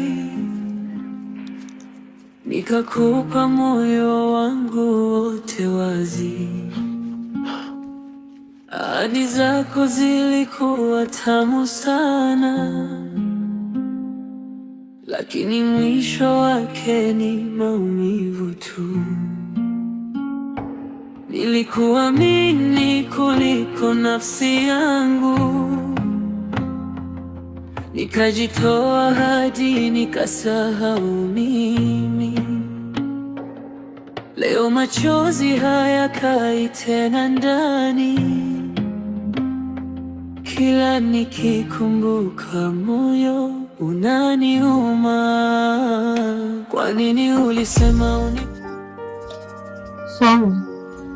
Niambie shoga yangu. Nikuulize swali.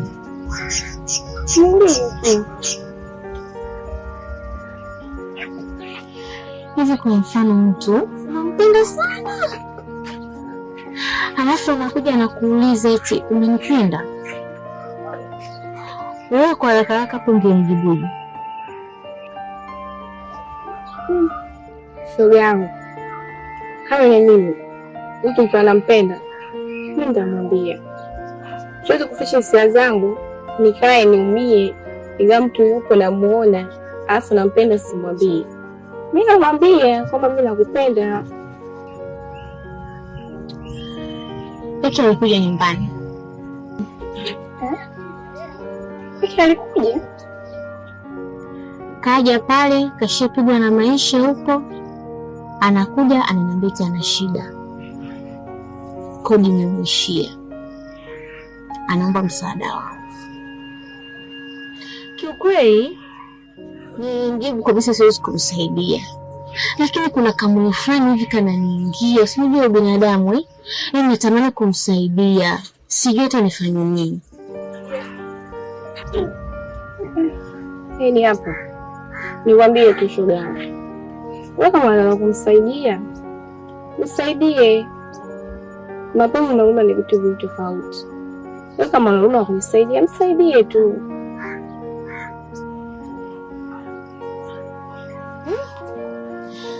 Basi nitajua mimi kama namsaidia au nafanyaje. Tutaanza kufikiria hivi.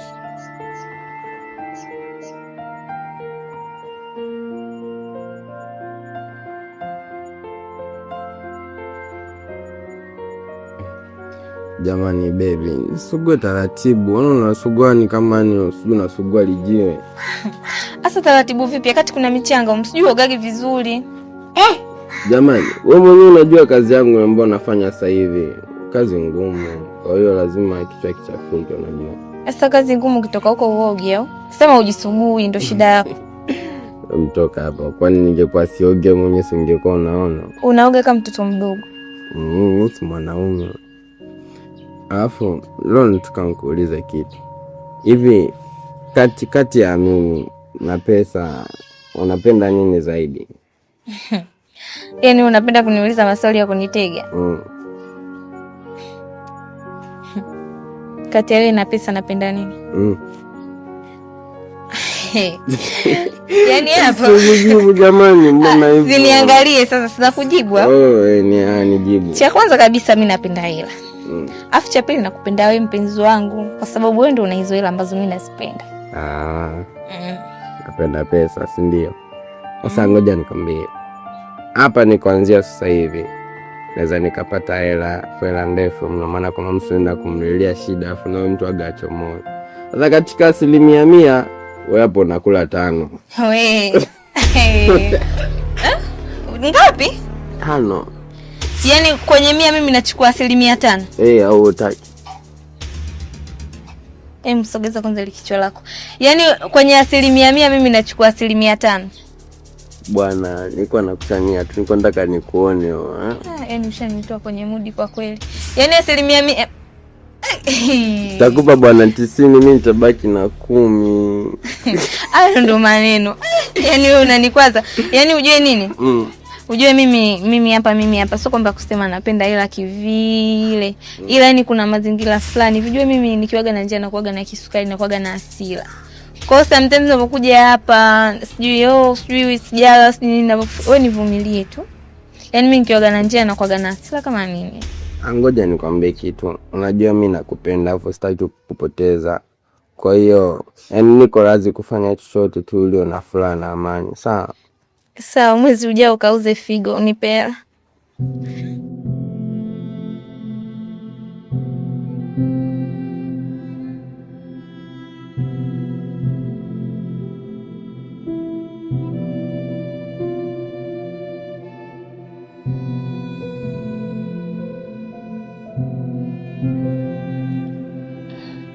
Samahani. Bila samahani. Hivi unaweza kuniambia ulifahamiana vipi na mdogo wangu?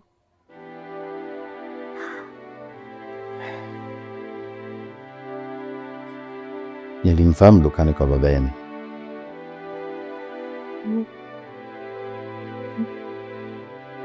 Okay.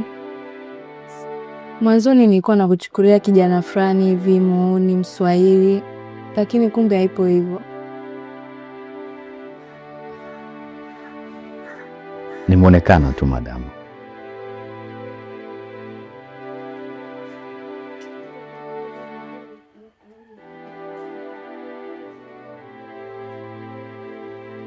Naweza nikakuuliza,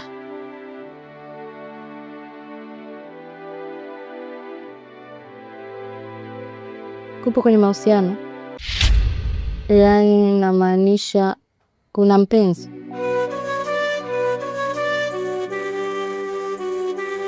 Mimi sina mpenzi wala sina mahusiano. Na ulivyo hivyo jamani, handsome, mkarimu, mcheshi, alafu una mahusiano kweli?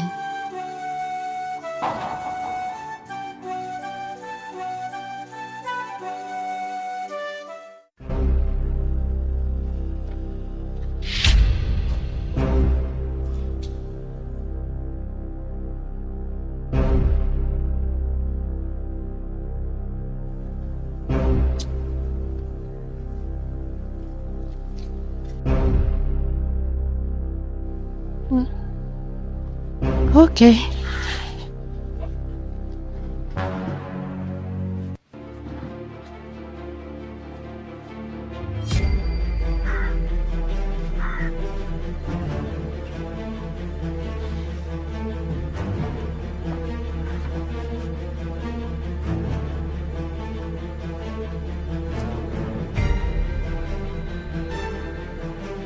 Ulikuwa unaongea na dadangu?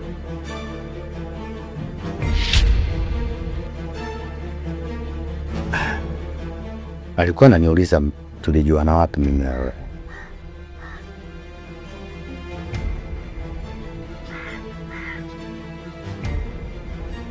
Serious? Ndo na vinywaji mmejitenga huku kuulizana hivyo tu?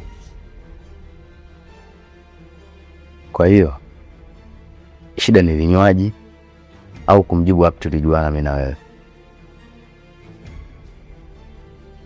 Nisikilize wewe.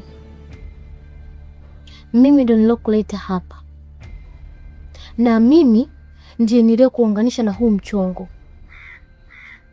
Hivyo basi sitaki mazoea na dada yangu. Haya mazoea yafe, sijapenda.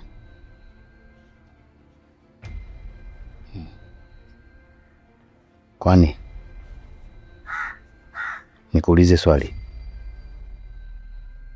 Uliza.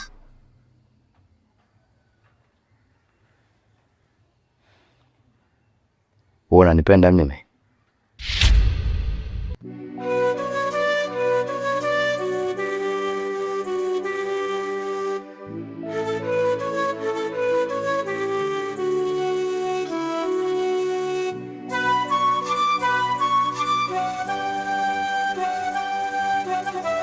Sikupendi. Sasa mbona unaonekana kama una wivu? Sitaki mazoea kwenye kazi. Mazoea huwa yanaharibu kazi. Ni hivi tu.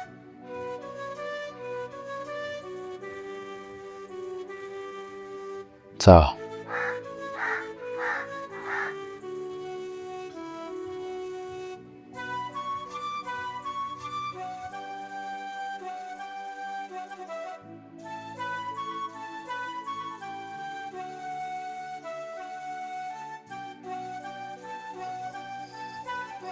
Mchumba leo umependeza wewe.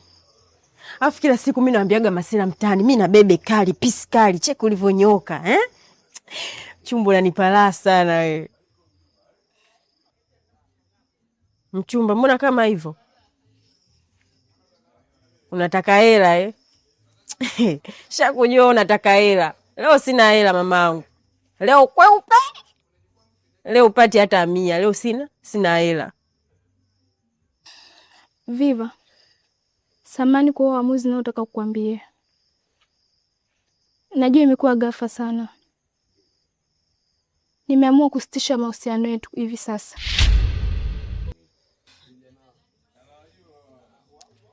Afu mchumba, kumbe we mapepe.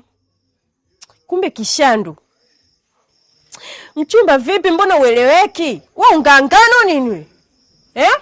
Unapika mandazi au unapika chapati? Sikuelewi ujue.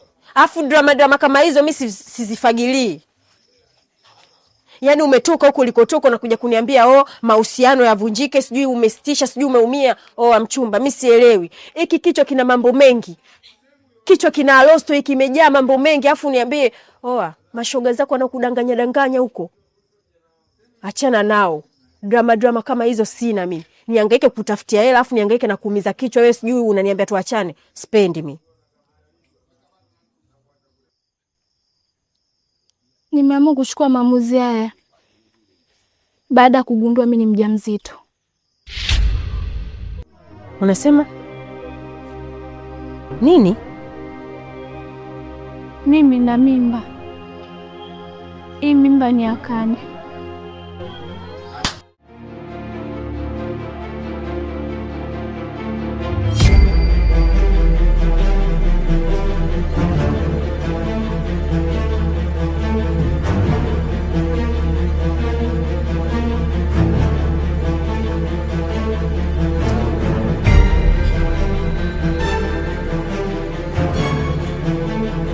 Mchumba, kumbe mimi nagongewa. Mchumba, kumbe napita mtaani watu wananichola tu, wananingonga, kumbe wananigongea, wananipigia kama hii. Yaani wamekupa hadi mimba, watoto wadogo wa shamba wajui kuchamba wamekupa mimba. Mchumba, kumbe unanichiti. Unanisaliti. Yaani mimi nahangaika, naiba kwa ajili yako wewe upendeze. Nafanya hadi vitu ambavyo havimpendezi Mungu, mchumba.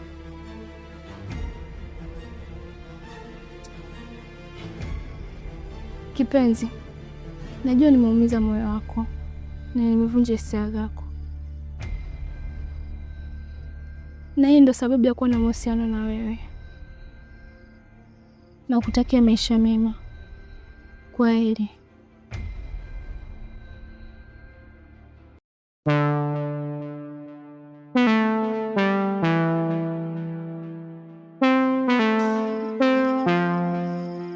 Sikilize mchumba, mimi na wewe hatuachani leo wala kesho. Mimi na wewe tumeungana damu, mwili, nyama, paka majimaji. Na hiyo mimba utatoa. Usipotoa hii mimba, na kuahidi kitu kimoja, utakuwa star.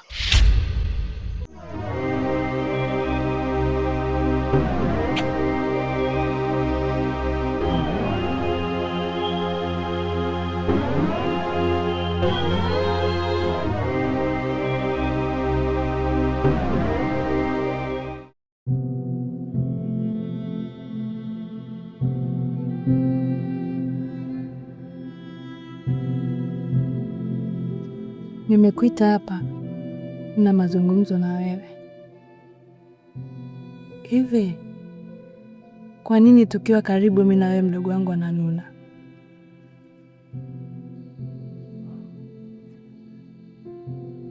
Hasa mimi sijui.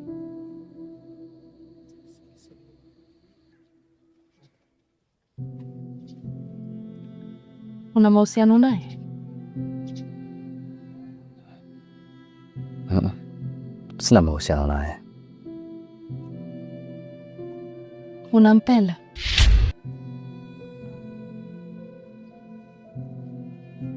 Hakuna, simpendi. Okay, fine. Kwa mfano ukitokea labda mtu amekupenda,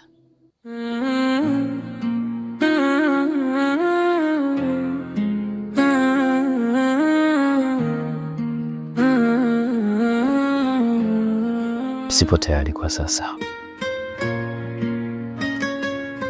Naomba tuzungumze kuhusu kazi kwanza.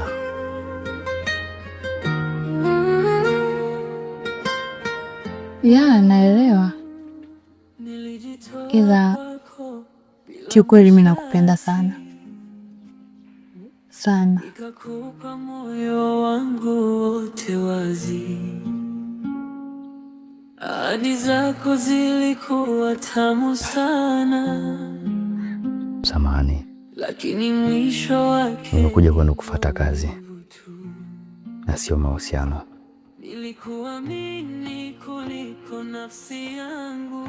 Huenda usinielewe for this time, ila utanielewa tu nini namaanisha. Leo machozi hayakai tena ndani, kila nikikumbuka moyo. Shoga yangu umeniponza.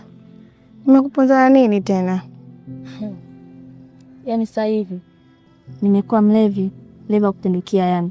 Nikipata hela kidogo tu lazima niende kwenye chimbo. Si uende? Natamani kuacha lakini nashindwa. Juzi nilienda, nilikuwa na 50,000 na ile kwa nataka 100,000. Kwa kuwa nilikuwa na rosto, ilibidi nikubali. Nikamwambia 50,000 yako nikifika nyumbani nitakutumia. Na nyumbani sikuwa na 50,000. Na mpaka sasa hivi yani bado sijamtumia. Na hapa nilipo ninaanza hasara. Pole. Haya basi sawa, mimi nitakuja nyumbani kwenu tutaongea vizuri. Haya shoga yangu. Usisahau kuja nyumbani. Haya sijali. Haya.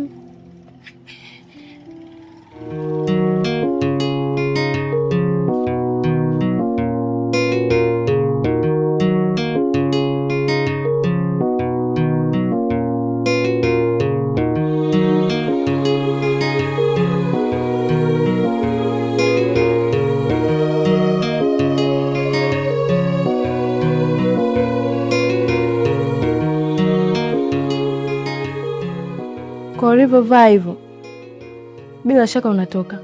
Unaenda wapi? Natoka. Naenda wapi? Nimetoka out ku refresh mind. Out tu? Peke yako?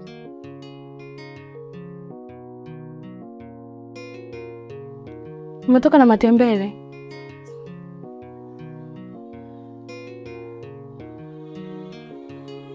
Kwa nini utoke na matembele bila kuniambia? Hivi kwa nini nilikuwa karibu na matembele unachukia?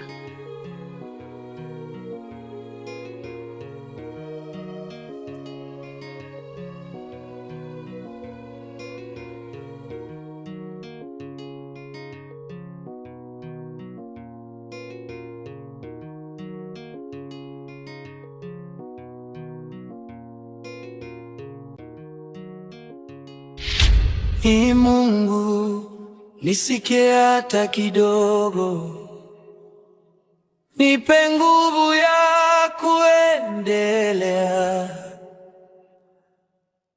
Maumivu yamejaa moyoni, lakini bado nina tumaini. Yanaumiza